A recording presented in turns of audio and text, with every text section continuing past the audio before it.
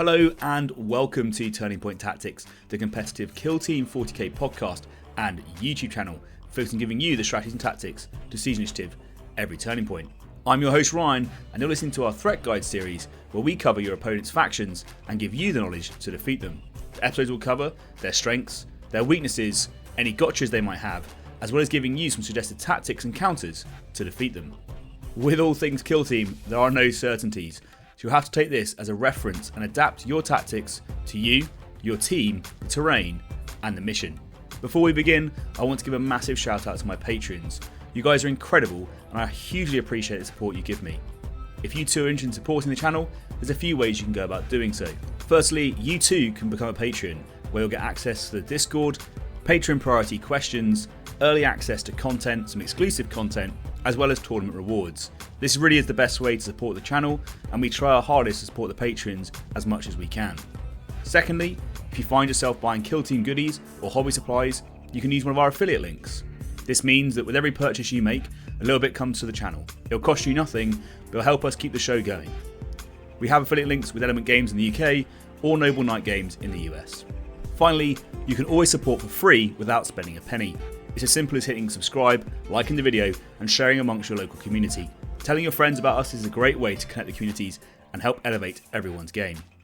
We're keen to hear your thoughts and feedback, so don't leave that comment box empty. Let us know what you think. Maybe we missed something, or maybe you have a better strategy.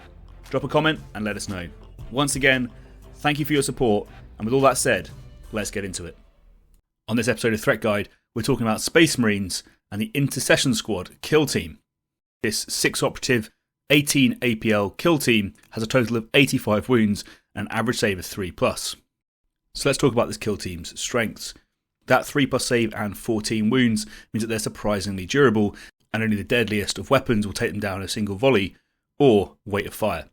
This can be combined with some of their chapter tactics to reduce crit damage by 1 to a minimum of 3, or increase their wound count by 1 to make them even more durable. They even have methods to retain 2 dice rather than 1 in cover should they take the stealthy chapter tactic. Next, this team is reliable. With a weapon skill and ballistic skill at 3 and access to rerolls via their doctrines, they put out a very consistent amount of damage. Their weapons can even have ceaseless, but usually you'll see them taking P1 instead. Coming on to their next strength is a low cognitive load. As a 6-model elite team and fairly simple stat lines, this team is an easy team to play during a long tournament. The models themselves aren't reliant on synergies between other models to achieve their maximum output, and therefore each model can be relied upon themselves to do what they need to do during the mission. The next main strength of this kill team is just how efficient its shooting can be. With each of the intercessors able to shoot twice for free, they're able to put out a surprising amount of volume of fire. Combine this volume with the reliability said previously, and you're able to take down horde teams very, very quickly. And if you focus fire on a single target, through weight of numbers alone, you can take down even an elite model. Intercession have ways to make this even more efficient by taking lethal 5+ equipment as scopes on their bolt rifles. This triggers their P1 more regularly and effectively gives them 3-4 AP1 lethal 5 weapons, which very, very quickly takes down even the strongest of models. And this comes to the main point of the team. This is a volume damage team, not a burst damage team. Therefore, they're very good at doing consistent, low amounts of damage across the game. This puts them great against horde models, as they can shoot twice and potentially kill 2 models with their shoot actions, or by shooting twice against a single elite model, kill an elite model in its single activation. This volume, however, does come at a cost when you're playing action-based primaries, as each shoot action costs an APL. Each model has only 3 APL, and therefore if you're not already stood on an objective to loot or capture it, you're running out of APL to play the mission. Let's talk about their next strength. They are fast. They can take the chapter tactic Rapid to give +1 inch to their normal movement, giving them a normal move of 7. Combine this with the fact they're 3 APL and able to dash, that's 10 inches of movement in a turning point to be able to reach an objective or get to an angle you weren't necessarily expecting. Note, however, this +1 to move no longer works with charges, and therefore their assault intercessors don't quite have the charge range they used to. This team is a seek and destroy and security archetype. They also have some pretty good faction tac ops to be able to fill out the various decks they need to and remain flexible on point scoring. The fact that they're an elite team and surprisingly durable means they're pretty good at denying points for your opponent's tac ops at the same time. If you're playing against a seek and destroy team, it's difficult to fell a Space Marine in a single activation, particularly before they've done the damage output, and therefore you're always chasing already activated models whilst other models do more damage. Usually you'll see this team playing seek and destroy, as it has such great synergy with what elites want to do in general. They want to be removing opponents' models to get a more favourable board state going into turning point 3 and 4, and it's unlikely they'll have the model count to be able to play security safely. Finally, their last strength is their Auspex. This piece of equipment gives them access to ignoring obscurity and removes the cover saves from one model. This really helps them against horde teams that try to play obscurity against them, but can also be useful versus other elites who don't have access to ignoring obscurity. So let's talk weaknesses. This is a very CP hungry team. Their reliability for their shooting costs CP. Their ability to ignore APL modifiers and injury costs CP. Their ability to shoot on death and fight in the turning point all cost CP, and therefore they're going to have to make difficult choices as the game goes on about where they spend that CP and how. Like all elite teams, Intercession Squad struggle with only having 6 models and 6 activations. You are routinely out-activated by your opponent, and you lack the board control to be able to contest multiple objectives all the time. Casualties hurt you more than your opponent, and therefore at the end of the game, if you sustain multiple casualties, you won't necessarily have the required models to be able to score the points you need to, or to contest objectives. Intercession Squad also struggle against teams with large amounts of AP. Kazakin, for example, with multiple APT weapons, rip through their 3+ saves like paper. This is because the team don't have access to invulnerable saves, and therefore AP is their worst nightmare. This comes onto a common problem for elite teams, where if your opponent rolls really hot on certain rolls, it can hurt significantly more than it would versus any other team. For instance, if they hit all their hits with their plasma gun or their melter gun and they remove an intercessor where you are forecasting only 10 damage, that's going to impact you significantly more than if they were to kill a random veteran guardsman, as you have 6 models rather than 14. Next, this team has limited flexibility. The chapter tactics that add flavour or characterisation to this team are chosen before the battle starts, and you can only change one for 1 CP, which you're already limited on going forwards. Therefore, you're often locked into a single playstyle for an entirety of a tournament. And this comes on to the next point. They are predictable and common. Almost every player has either played as Intercession or against Intercession during their beginner games or on tournaments, and therefore they know exactly what you're going to do, what ploys you have, how you might spend them, and most likely how to defeat you. This means that it's very easy for your opponent to prepare for this matchup, and they might even be preparing for it without realising that they're doing so. Finally, this team has some of the worst matchups in the game when it comes to those high AP, high damage teams we talked about. Kazakin, for example, but also Hearthkin Salvagers, are great teams at destroying and dismantling elites. Once those players have figured out this matchup and prepared for it, which is likely, they'll have an easy time taking on Intercession Squad. So let's look now at some of the team's gotchas.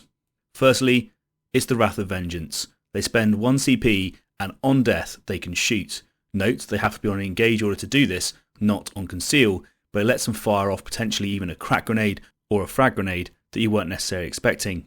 It could also potentially allow their plasma pistol sergeant to shoot twice in a single turning point with their plasma weapon. They also have access to the ability to fight at the end of the turning point through a ploy called Angels of Death. This lets them select a model in engagement range and perform a standard fight action with them. Often, something that will catch people out is the ability for this team to do Overwatch or guard actions, and if they take the methodical chapter tactic, be hitting on full ballistic skill. On Into the Dark, you should be expecting most of their models to be going on guard during the turning point or double shooting where possible. And on open board, they can be moving close to your models, i.e. within 2 inches, to set up future options for Overwatch while shooting other targets. This team's manoeuvrability makes it very easy for them to set up hatchway fights, and they can do this even on conceal. With a move and dash, they can move 10 inches, and if that puts them in base contact with a hatchway, for their third APL, they can hatchway fight anyone within 2 inches of the other side of it. As they haven't conducted a charge action, they can do this on conceal and therefore be melee fighting whilst remaining on conceal. As with most elite teams, the double kill potential is insane.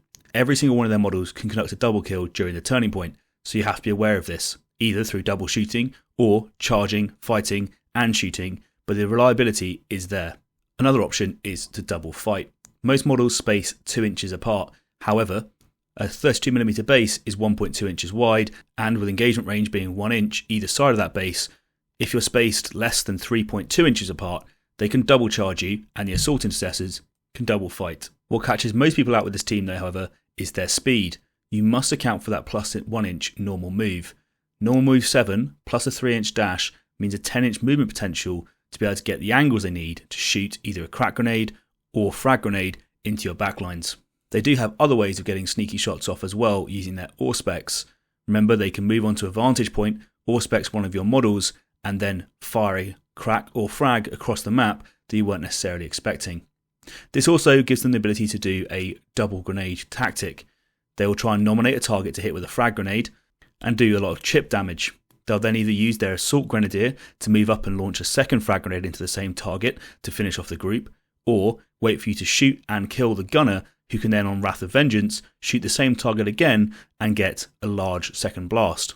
This gives the potential for 3 blasts during a turning point, and that chip damage can quickly add up to suddenly being kill damage. That has covered most of the main gotchas. However, they do have a lot of chapter tactics that aren't commonly used that can give them some individual and niche benefits. It's worth checking with your opponent to see what chapter tactics they've gone for and see if that affects your game plan going forwards. Speaking of game plans, what is the counterplay then we suggest to beat Intercession Squad? Firstly, as with all elite teams, you should be using your activation advantage to your benefit. You should conduct stalling actions and wait out all of their activations on TP1 until they've fully activated. Obviously the exception to this is on some loot missions where you'll need to get to the objectives before them to deny them scoring more VP. Next, you should be focusing your threats and making sure that you're fully killing them. This means not leaving Marines hanging around on 1 wound or injured. They can spend a CP next turn to activate as if they were on full strength and deliver a surprising amount of damage or score more VP. So, after you've waited out all turn 1 activations, you should be moving your heavy hitters out to do some damage. If you are trying to kill a shooting model that is on engage, make sure you use obscurity or visibility blocking to mean that you get a one-way shot versus them. This is so that they can't Wrath of Vengeance and kill your big threats during your own activations. Another way around this is to use your melee models to kill their big shooters in combat rather than with shooting. If they're in melee, they can't Wrath of Vengeance on death, but make sure that you have sufficient combat capability to kill an intercessor and don't leave yourself so weak that they can spend a CP and kill you at the end of the turning point. Because of this fact, you should avoid hiding in melee with any weak operatives, unless you're trying to drain their CP and force them to spend it poorly. Where possible, you should be positioning your models to play around their doctrine range. They either get rerolls outside of 6 inches or within 6 inches for shooting. Whichever one they've taken, try to optimise yourself to be playing for the opposite, and therefore avoiding their reliability whilst maximising your own. Whenever possible, you want to be setting up last activations and then first activations. This is where you move your threat at the very last activation of a turning point and then activate them as the very first activation of the next turning point. This allows your melter gun or plasma gun to potentially get 2 shooting opportunities out before they're killed and makes losing initiative even more painful for the elite player. If you have the ability to APL modify enemy operatives, doing so on turning point 1 and 2 can be beneficial. Space Marines are limited on CP and therefore don't want to be spending ignoring APL modifiers on turning point 1. If you can force them to do this, or use an APL modifier to deny them a primary objective, this is very beneficial for you. Of note, however, going into turning points 3 and 4, I'd recommend not doing this. They're probably spending to ignore injury anyway, and therefore will be ignoring the APL modification. My final bit of advice is respect the bolter. A lot of people underestimate the firepower this team can put out in a very short period of time. So use cover effectively, deny them shots early, and make sure you don't expose yourself to double kills going forwards. So that concludes the briefing. What questions do you have? That brings us to this episode. Hopefully you found something new or useful while listening. If you did, throwing us a like would be greatly appreciated, and share this with your friends so they can benefit as well. If you want to make sure you don't miss any episodes, make sure to hit subscribe and select the bell icon so you get notifications as soon as the next episode drops. It really is the best way to help a small channel like ours. If you can't wait and you do want early access, you can join the Patreon, where you get exclusive access to all of our content ahead of time, as well as exclusive videos, access to the Discord, and tournament rewards. If you are an existing patron, let me take this moment once again to say a massive thank you for your support. As always, we'd love to hear your thoughts and feedback, so drop a comment below and we'll get right to you. Thank you so much for listening. I'm your host Ryan, this has been Turning Point Tactics, and we'll see you next time.